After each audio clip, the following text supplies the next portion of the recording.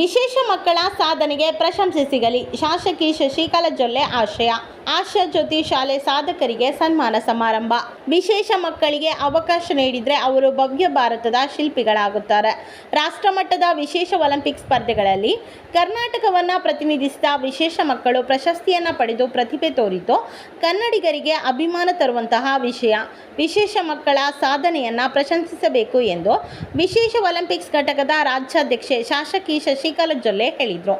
ಅವರು ತಾಲೂಕಿನ ಎಕ್ಸಂಬ ಪಟ್ಟಣದ ಶ್ರೀ ಬೀರೇಶ್ವರ ಭವನದಲ್ಲಿ ಆಶಾ ಜ್ಯೋತಿ ವಿಶೇಷ ಮಕ್ಕಳ ಶಾಲೆಯ ಆಶ್ರಯದಲ್ಲಿ ಹಮ್ಮಿಕೊಂಡಿದ್ದ ರಾಷ್ಟ್ರಮಟ್ಟದ ವಿಶೇಷ ಒಲಿಂಪಿಕ್ಸ್ನಲ್ಲಿ ಸಾಧನೆ ತೋರಿದ ವಿಶೇಷ ಮಕ್ಕಳ ಸನ್ಮಾನ ಸಮಾರಂಭದಲ್ಲಿ ಮಾತನಾಡಿದರು.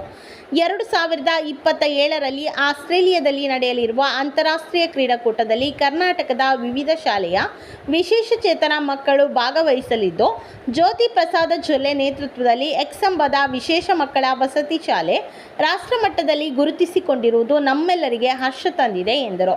ಮಾಜಿ ಸಂಸದ ಅಣ್ಣಾ ಸಾಹೇಬ ಜೊಲ್ಲೆ ಸಾಧಕ ಮಕ್ಕಳನ್ನು ಸನ್ಮಾನಿಸಿ ಪ್ರಶಂಸಿಸಿದರು. ಆಶಾ ಜ್ಯೋತಿ ವಿಶೇಷ ಮಕ್ಕಳ ಶಾಲೆಯ ಪ್ರಾಚಾರ್ಯ ಬಿಜಿ ಹಿರೇಮಠ್ ಮಾತನಾಡಿದರು.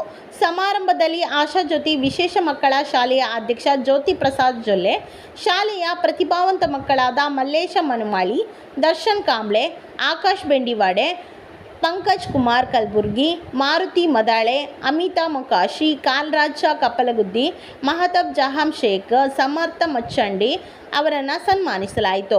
ಸಂಯೋಜಕ ಅಧಿಕಾರಿ ವಿಜಯ ರಾವುತ್, ಎಸ್ಪಿ ಕುಲಕರ್ಣಿ, ಆಡಳಿತ ಮಂಡಳಿಯ ಸದಸ್ಯರಾದ ಅಪ್ಪ ಸಾಹೇಬ ಜೊಲ್ಲೆ, ಬಿಎನ್ ಮಾಳಿ, ಲಕ್ಷ್ಮಣ್ ಕಬಾಡೆ, ಲಕ್ಷ್ಮೀಬಾಯಿ ಮೇತ್ರೆ, ಮಂಗಳ ಜೊಲ್ಲೆ, ಸಂತೋಷ್ ಶಿಂದೆ, ಶರದ ಶಿಂದೆ, ಜಿಲೇಂದ್ರ ಮುರಾರಿ, ವಿಆರ್ ಬಿವಸೆ, ಎಸ್ಪಿ ಮಾಯಣ್ಣವರ ಮೊದಲಾದವರು ಉಪಸ್ಥಿತರಿದ್ದರು.